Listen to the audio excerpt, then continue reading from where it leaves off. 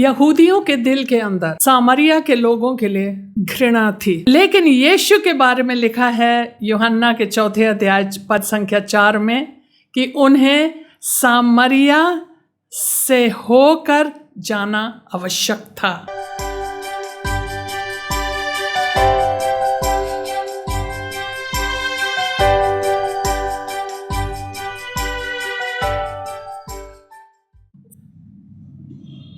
परमेश्वर, आज के इस वचन को हम आपके हाथ में सौंपते हैं, जो आज हम जीवन जल के बारे में सुनेंगे, एक पापिन स्त्री के बारे में सुनेंगे, परमेश्वर की बड़ी कृपा को देखेंगे। प्रभु, आज इस वचन हमारे दिल में बैठ जाने पाए। प्रभु, आज हम यीशु मसीह को आमने सामने हम उनको देख पाएं। कितना दयालु परमेश्वर, जिन्होंने लहू का एक एक बूंद उन्होंने हमारे लिए बहा दिया, हमसे इतना प्रेम किया जबकि हम उनके दुश्मन थे। प्रभु, यह बात आज हमारे दिल में बैठ जाए प्रभु, और हम जानने पाएं कि आज के बाद से हमारा जीवन बदल गया है। आज के बाद से हम उन्हीं के लिए जिएंगे। ये प्रार्थना हम यीशु मसीह के नाम से मांगते हैं, आमीन। यूहन्ना के 4 अध्याय पे पहुँचे हैं। 4 अध्याय। फिर जब प्रभु को मालूम हुआ कि फरीसियों ने सुना है कि यीशु यूहन्ना से अधिक चेले बनाता है और उन्हें बपतिस्मा देता है, यद्यपि यीशु स्वयं नहीं वरन उसके चेले बपतिस्मा देते थे, तब वह यहूदियों को छोड़कर फिर गलील को चला।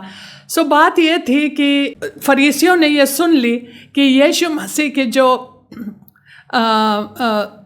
पॉपुलैरिटी थी, लोकप्रियता थी, वो बढ़ रही थी और बहुत से लोग उनके पास जाते थे और वह लोगों को बपतिस्मा भी दे रहे थे। हालांकि वो नहीं दे रहे थे, उनके चेले दे रहे थे।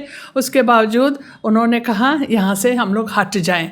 सो फिर वो क्या किया, वह जो यहूदियों के देश में थे उनको उत्तर की तरफ गलील जाना था। और अगर आपको गलील जाना है तो सामरिया के देश के द्वारा ही जाना होता है। लेकिन ये यहूदी लोग इतना घृणा करते थे, उन लोग क्या करते थे, उन लोग या तो पूरब के तरफ से यरदन नदी के तरफ से होके निकलते थे, या फिर पश्चिम के तरफ जो भूमध्य सागर मेडिटेरेनियन सी जो कि इसके पश्चिम सीमा में था, वहाँ से होके निकलते थे। और उन लोग क्यों नफरत करते थे सामरिया के लोगों से? क्योंकि जब यीशु मसीह के समय से 722 वर्ष पहले असीरिया के राष्ट्र ने इन लोग को कैद कर दिया था, तो सारे जो इज़राइल के जो उत्तर वाले जो गोत्र थे, जो कि उत्तरी राज्य में शामिल थे, वो लोग सब असीरिया ले गए। असीरिया के लोग उन लोगों को कैद ले गए, लेकिन बहुत सारे लोगों को उन लोगों ने छोड़ रखा था इज़राइल में। उनमें से ये लोग थे सामरिया के लोग। और उन लोग ने क्या किया कि तुम लोग भूमि में काम करो, ज़मीन का मतलब जो जोतो और ये सारा काम करो यहाँ पे। और उन लोगों ने विदेशी राष्ट्रों के लोगों को यहाँ पे रख छोड़ा उन लोग के साथ। तो फिर ये लोग आपस में शादी करने लगे, एक दूसरे के साथ मिलने लगे, और वह उन लोग के जो देवी देवताओं को पूजने लगे। तो उन लोग गलत काम करने लगे, यहूदियों के मुताबिक और परमेश्वर के मुताबिक गलत काम करने लगे। वो लोग को, इन लोगों के अंदर इतना मिलावट था खून का कि उन लोग को यहूदी माना ही नहीं जाता। लेकिन अभी तक उन लोग यहोवा को भी पूजते थे, और उन लोगों ने गराजीम पर्वत पे अपना मंदिर भी बना रखा था, और उसी प्रकार का मंदिर जैसे यरूशलेम में था। लेकिन ये लोग वही चीज़, उन लोग के पास अपने याजक लोग थे, अपना महायाजक था, अपने बलिदान चढ़ाते थे जानवरों का। जो जो चीज़ उन लोग को पहले से याद था उन लोग सब करते चले आए। इसीलिए फरीसी उन लोग से नफरत करते थे और उन लोग का तिरस्कार भी करते थे। तो उन लोग को वहाँ नहीं जाना था, वो नहीं चाहते थे कि हम लोग यहाँ से निकले। लेकिन यीशु मसीह फ़र्क था। और वह अपने समय के फरीसियों के विपरीत, जब उन्हें गलील जाना था, जब उन्होंने सुना कि फरीसियों ये जान गए हैं कि मेरी लोकप्रियता बढ़ रही है, हमारे पीछे बहुत बड़ा झुंड आ रहा है, तो उन्होंने कहा चलो गलील। तो उनको सामरिया से हो करके, उसको सामरिया से हो करके जाना था। चौथे पद में लिखा है, और उसको सामरिया से होकर जाना अवश्य था। अवश्य इसलिए था, उन्होंने एक उद्देश्य से सामरिया के देश से होकर गए, क्योंकि हमें पता है कि यीशु मसीह कोई काम ऐसे नहीं करते हैं जो वो पहले अपने पिता से देखते नहीं। तो हो सकता है उनके पिता ने उनसे कहा यहाँ पे जाना जरूरी है, इसीलिए लिखा है अवश्य था उनको कि वो वहीं से निकल के जाएं। तो उन्होंने सुसमाचार यरूशलेम में प्रचार तो कर ही लिया था, यहूदियों के मध्य में, गलील में भी कर चुके थे, लेकिन अब वह सामरिया के समय था। और इसीलिए वो उसको कोई डर नहीं था कि हम पापियों के साथ बैठे तो मैं भी गंदा हो जाऊंगा। ऐसा नहीं है। कर देने वाले जैसे मत्ती, लेवाई, ऐसे लोगों के मध्य में उन लोग के पास जाके उन लोग के साथ खाना भोजन खा के कभी गंदे नहीं हुए। उन लोग का जीवन जरूर बदल गया। यीशु कभी गंदे नहीं हुए, कलंकित नहीं हुए, और वह पापियों के साथ बैठते थे। जो भी हो, वैश्या लोगों ने आके उनके पैर को अपने आंसू से धोया है। उन्होंने नहीं कि अच्छी हटो हमसे गंदी औरत, ऐसे भी नहीं कहा। सो फिर यीशु मसीह अलग थे। तो वह गए सूखार नगर में। 5वां पद, इसलिए वह सूखार नामक सामरिया के एक नगर तक आया जो उस भूमि के पास है जिसे याकूब ने अपने पुत्र यूसुफ को दिया था, और याकूब का कुआं भी वहीं था। अतः यीशु मार्ग का थका हुआ उस कुएं पर यूं ही बैठ गया। यह बात 6 घंटे के लगभग हुई। यीशु मसीह सूखार नगर में गए, और वहाँ पे एक ज़मीन थी जहाँ पे ये याकूब का कुआं स्थित था, और वहीं पे वो चले गए। और यहाँ लिखा है कि यीशु मसीह मार्ग का थका हुआ उस कुएं पर यूं ही बैठ गए। यीशु मसीह कोई चीज़ यूं ही नहीं किया, हर चीज़ उद्देश्य के साथ किया। वो जानते थे कि हमें यहीं पे बैठना है, जिससे हमें मिलना है वो यहीं पे आएगा। उनको पता था पवित्र आत्मा से संचालित लोग, जो लोग पवित्र आत्मा के चलाए हुए चलते हैं, वह जानते हैं हमें यहीं पे जाना है, यहीं पे रहना है, यहीं पे करना है सब चीज़। सो यीशु मसीह थके थे। इससे ये पता चलता है, हालांकि यूहन्ना ने बहुत बार कहा यीशु मसीह परमेश्वर का पुत्र है, और यही इस सुसमाचार का उद्देश्य है कि हम जाने कि यीशु मसीह परमेश्वर का पुत्र है। लेकिन अब हम देखते हैं कि यीशु मसीह वास्तव में मनुष्य भी थे। बहुत बार हम देखते हैं वो थके हुए थे, जैसे अभी। बहुत बार हम देखते वो भूखे थे। अभी इस वाले 4 अध्याय में हम देखते वो प्यासे थे।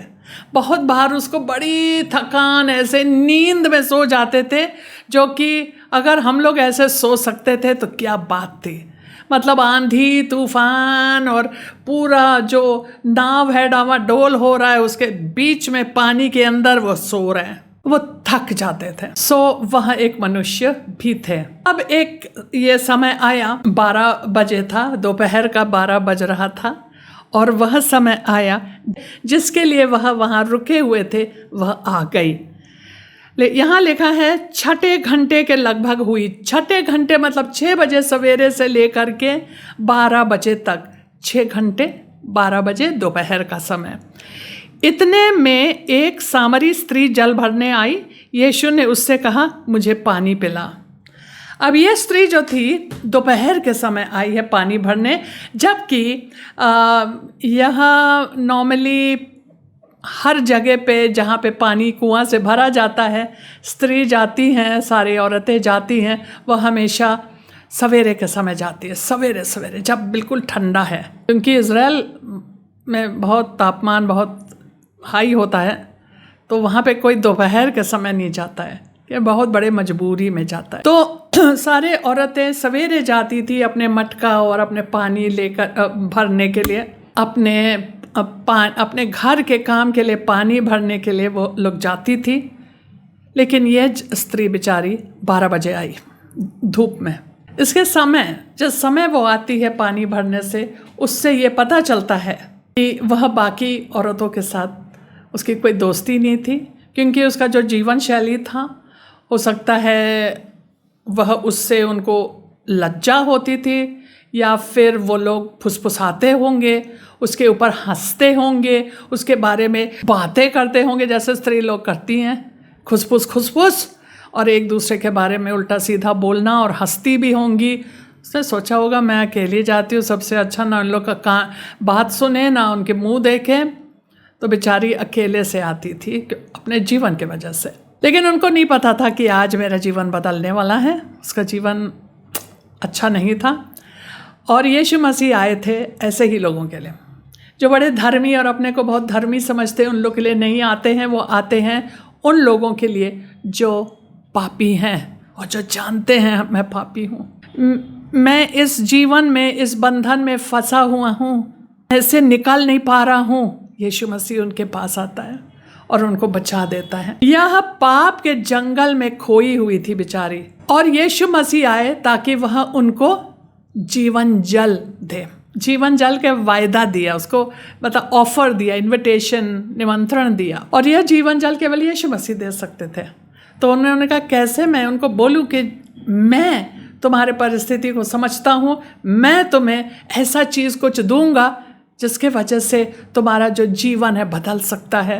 उसको वो कहना चाहते थे कि मैं तुम्हें पवित्र आत्मा दूंगा, जीवन जल दूंगा। तो उन्होंने कहा जल के बारे में बोलते, कहते मैं प्यासा हूँ, मुझे पानी दे। और पद संख्या 8 में, क्योंकि उसके चेले तो नगर में भोजन मोल लेने को गए थे, उस सामरी स्त्री ने उससे कहा, तू यहूदी होकर मुझ सामरी स्त्री से पानी क्यों मांगता है? 2 चीज़ें थी। पहले बात, तो यहूदी है, तुमने सामरी से बात करता है। और दूसरी चीज़, तू एक मर्द है तो स्त्री से बात करता है, वो भी आप हमको जानते नहीं हैं। कैसे तुम, सामरी और स्त्री दोनों, कैसे तुम हमसे बातें कर रहे हो और पानी मांग रहे हो? क्योंकि यहूदी सामरियों के साथ किसी प्रकार का व्यवहार नहीं रखते। और 10वें पद में लिखा है, यदि तू परमेश्वर के वरदान को जानती और यह भी जानती कि वह कौन है जो तुझसे कहता है मुझे पानी पिला, तो तू उससे मांगती और वह तुझे जीवन का जल देता।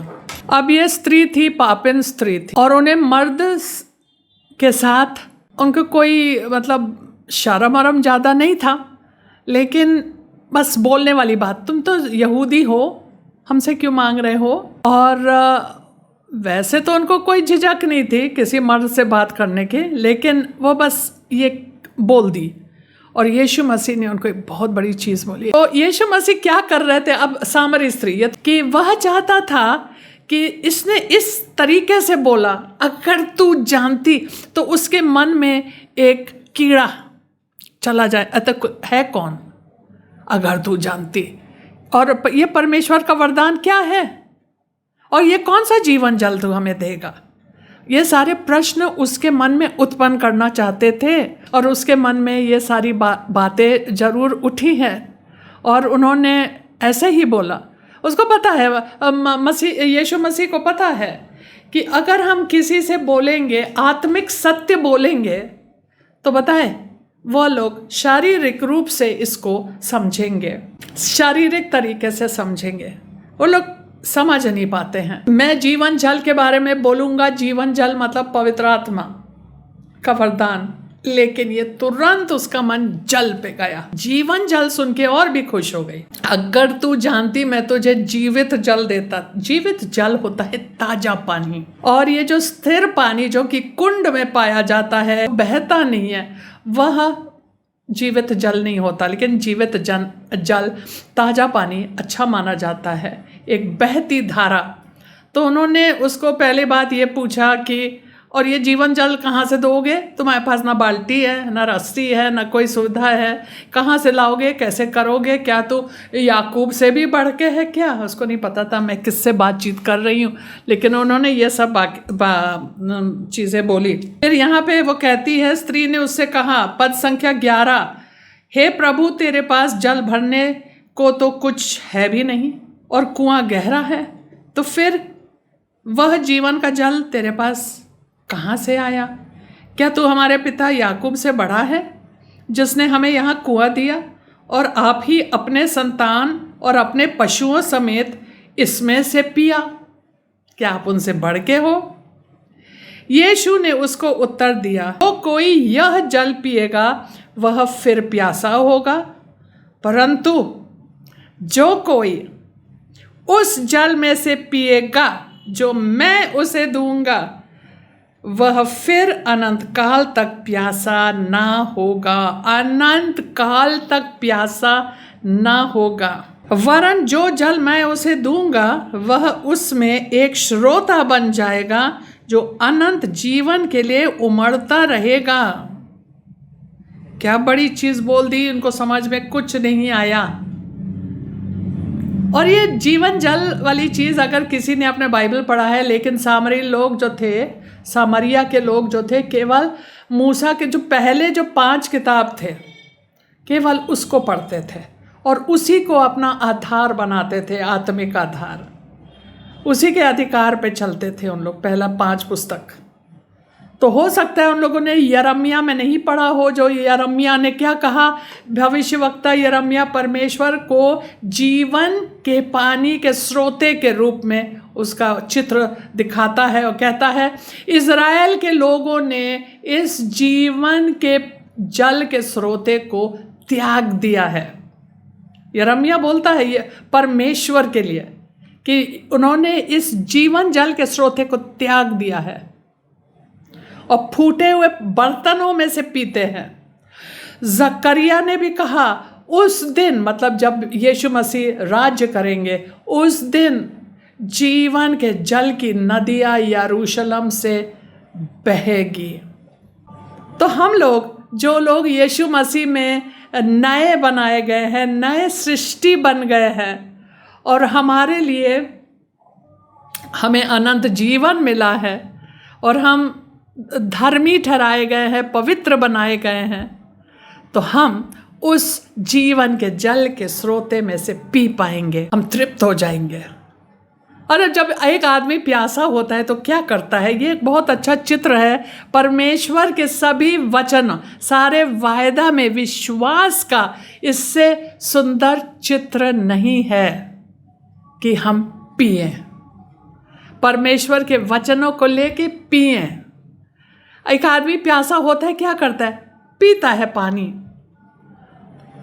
और यह इस चीज़ की तरफ संकेत करता है कि हम परमेश्वर के वचन और उनके वायदों को ले और उसको स्वीकार ले।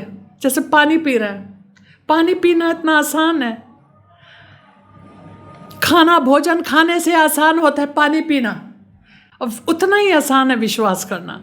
मैंने विश्वास किया। तो पद संख्या 13 और 14 में वो कहता है कि अगर तू ये पानी पिएगा तो फिर से प्यासी हो जाएगी। मतलब ये दुनिया के चीज़ों से तुम प्यासी रहोगी। अगर तुम दुनिया के पीछे भागती दौड़ती रहोगी, अगर उन चीज़ों के पीछे तुम अपने को तृप्त करने की कोशिश कर रही हो, और दुनिया में ऐसा ही होता है, तो कहता है कि अगर ये पानी तो पियोगी तो फिर से तुम्हें आना होगा, फिर से पानी निकालना होगा, फिर से प्यास लगेगी। लेकिन जो मैं पानी दूंगा वह तुम्हारे अंदर अनंत काल तक प्यासे न रहोगे, वरन जो जल मैं दूंगा वह एक स्रोता बन जाएगा तुम्हारे अंदर, है ना, एक स्रोता बन जाएगा जो अनंत जीवन के लिए उमड़ता रहेगा, तुम्हारे पास हमेशा रहेगा।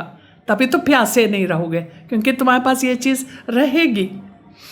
स्त्री ने उससे कहा, हे प्रभु वह जल मुझे दे।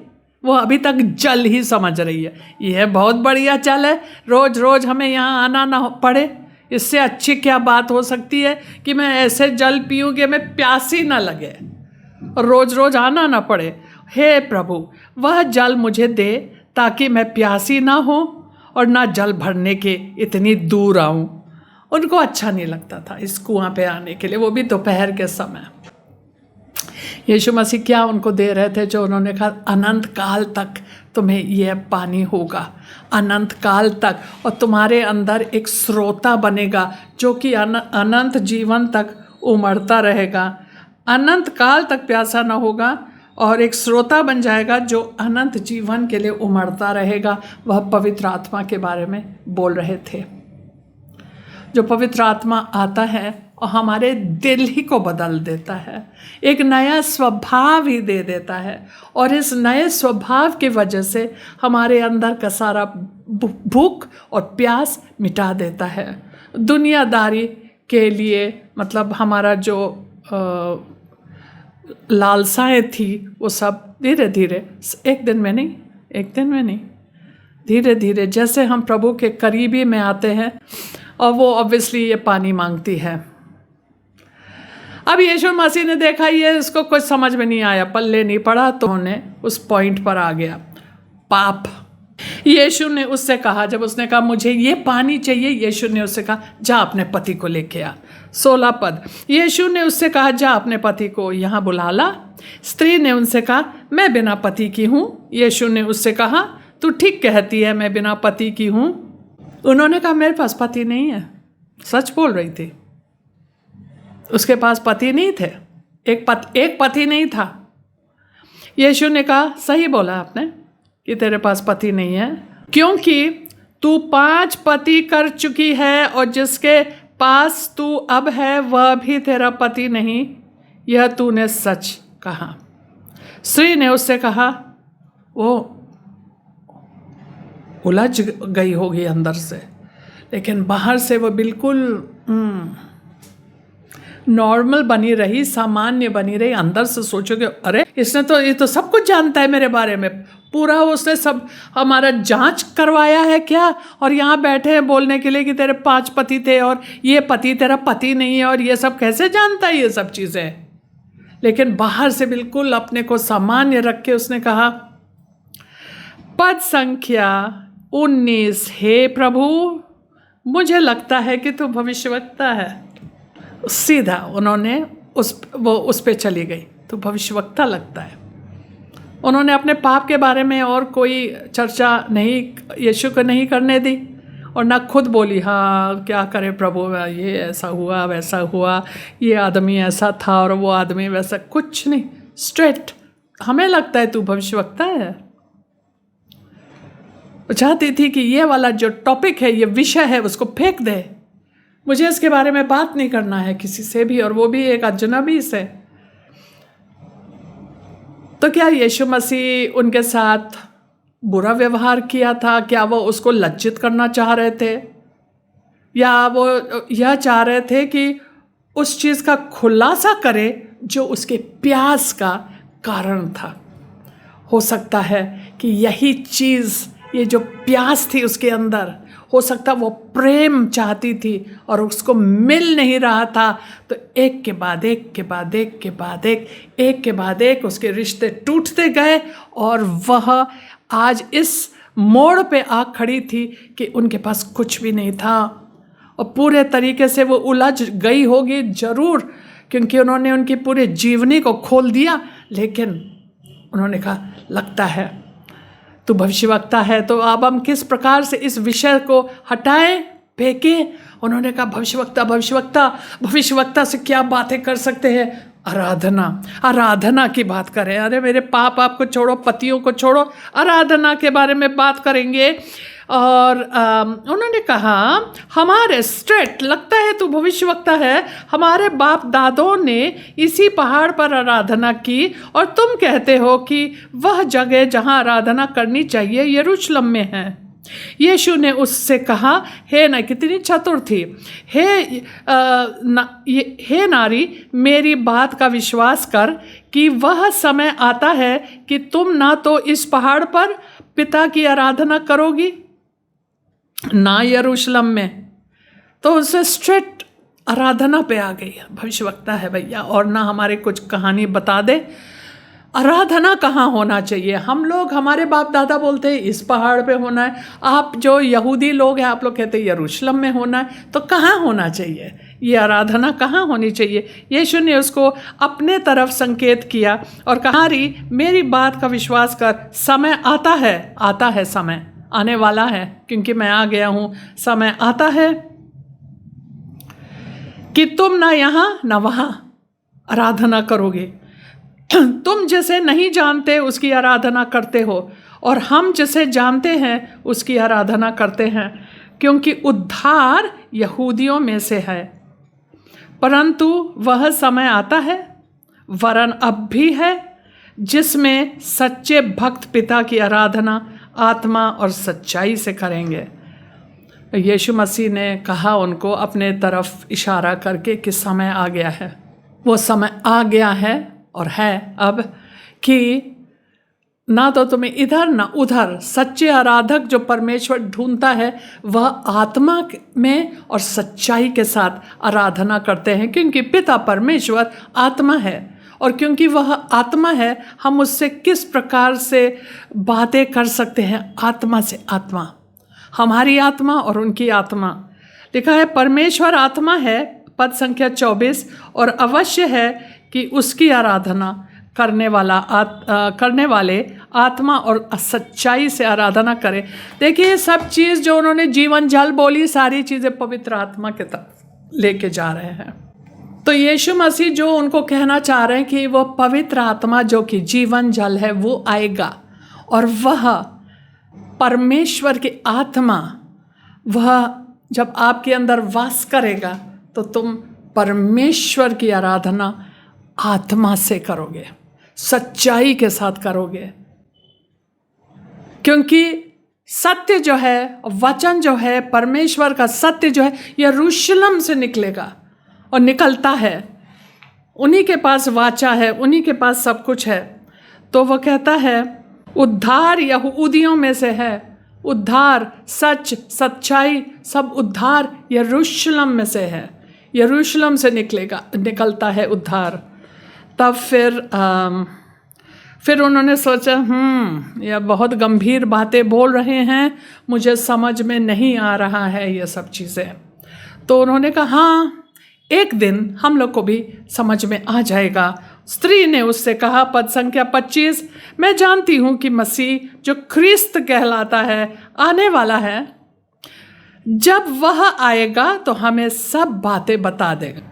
अब यीशु मसीह ने उस सामरी स्त्री के लिए क्या किया बताए? उन्होंने ऐसे चीज़ की जो उन्होंने आज तक नहीं किया था। कभी भी उन्होंने अपनी परिचय किसी को ऐसे खुले तरीके से, ऐसा खुलासा करके उन्होंने कभी भी अपने बारे में नहीं बताया किसी को। स्त्री ने उससे कहा, मैं जानती हूँ मसीह आएगा। यीशु, पद संख्या 26, यीशु ने उससे कहा, मैं जो तुझसे बोल रहा हूँ वही हूँ, मसीहा मैं हूँ। हमें नहीं पता उसके मन में क्या गुजरा होगा कि मुझसे घृणित, घिनौनी महिला, पूरे सुखार में सब लोग हमको घृणित समझते हैं, हमारे तिरस्कार करते हैं। सुखार के सबसे गंदी स्त्री, उन्हीं को प्रकाश मिले, मैं मसीहा हूँ। उनको ये बात बताई गई कि जिसके लिए यहूदी राष्ट्र या इज़राइली राष्ट्र, इज़राइल के राष्ट्र इतने सदियों से बाट जो रहा है, वह मेरे सामने पेश होकर हमको अपने परिचय दे रहा है। क्या सोची होगी, मुझे क्यों बता रहे हो? यही है हमारा यीशु मसीह, यही है उसकी दया और करुणा और प्रेम। जितना प्रेम वह पापी से रखता है ना, उन्हीं के लिए आया था। कभी मत सोचिए कि मैंने बहुत पाप किया, मैंने बहुत घिनौनी पाप किया। केवल एक पल में पश्चाताप करके यीशु मसीह अपने को अपने आप को आपके सामने प्रकट कर सकता है। यही है उसकी कृपा। हालेलुया।